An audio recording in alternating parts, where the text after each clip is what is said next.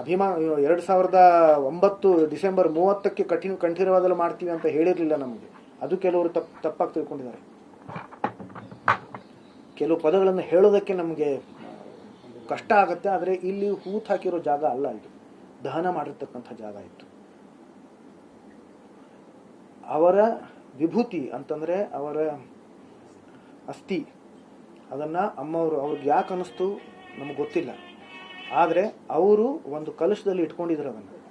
ನಮ್ಮ ಎಲ್ಲ ಕುಟುಂಬದವ್ರಿಗೂ ಎಲ್ರಿಗೂ ಗೊತ್ತು, ನಮ್ಮ ಆಪ್ತ ಸ್ನೇಹಿತರಿಗೆ ಎಲ್ರಿಗೂ ಗೊತ್ತದು.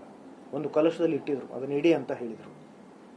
6.5 ವರ್ಷ ಎಲ್ಲಿ ಪ್ರಯತ್ನ ಮಾಡಿ ಅದು ಆಗ್ಲಿಲ್ವೋ ಅದನ್ನ ಎಲ್ಲಿ ಆಗತ್ತೋ ಸ್ಮಾರಕ ಅದನ್ನ ಪ್ರತಿಷ್ಠಾಪನೆ ಮಾಡೋಣ ಅಂತ ಹೇಳಿದ್ರು.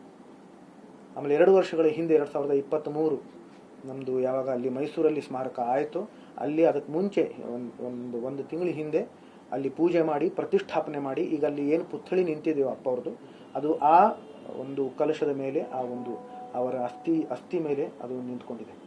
ಅವ್ರು ನಿಂತ್ಕೊಂಡಿದ್ದಾರೆ ಅಲ್ಲಿ. ನಾವು ತುಂಬಾ ಶ್ರದ್ಧೆಯಿಂದ ಕೆಲಸ ಮಾಡಿದ್ದೀವಿ ಇದರ ಹಿಂದೆ ಸಾಕಷ್ಟು ಪರಿಶ್ರಮ ಇದೆ, ಸಾಕಷ್ಟು ಹೋರಾಟ ಇದೆ. ದಯವಿಟ್ಟು ನಮ್ಮ ಮೇಲೆ ಆರೋಪಗಳನ್ನು ಹೊರಿಸ್ತಾ ಇರಬೇಡಿ. ಅರ್ಥ ಮಾಡ್ಕೊಳ್ಳಿ. ಇಲ್ಲ ನಮ್ಮ ಮನೆ ಬಾಗಿಲು ತೆಗೆದೇ ಇರುತ್ತೆ, ದಯವಿಟ್ಟು ಬನ್ನಿ ಕೇಳ್ಕೊಳ್ಳಿ, ನೇರವಾಗಿ ಕೇಳಿ. ಏನಾದರೂ ಪ್ರಶ್ನೆಗಳಿದ್ರೆ ಸುಮ್ಮನೆ ಕೂತ್ಕೊಂಡು ಎಲ್ಲೋ ಕೂತ್ಕೊಂಡು ಕೆಟ್ಟದಾಗಿ ಕಾಮೆಂಟ್ಗಳನ್ನ ಬರೆಯೋದು, ಆರೋಪಗಳನ್ನು ಹೊರಿಸೋದು ದಯವಿಟ್ಟು ಮಾಡಬೇಡಿ.